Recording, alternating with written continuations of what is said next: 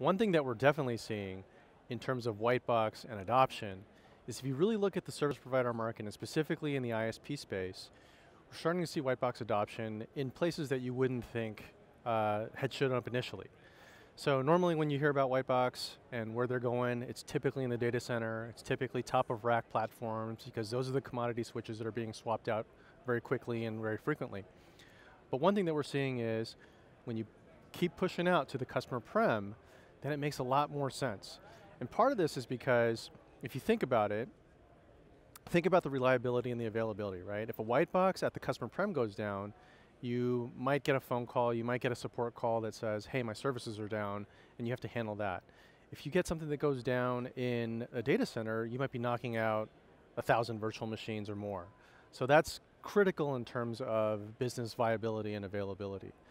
The other way that we're looking at this is just the type of differentiated services that we're seeing.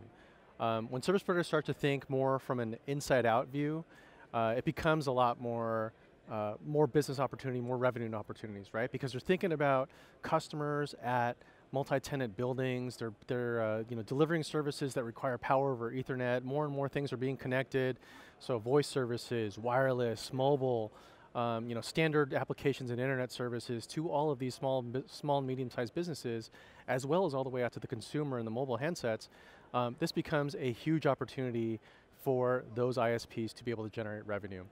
So, long story short, we're seeing lots of huge enthusiasm and interest in the white box market, and we're starting to see all these different use cases, so it's not just a data center story anymore.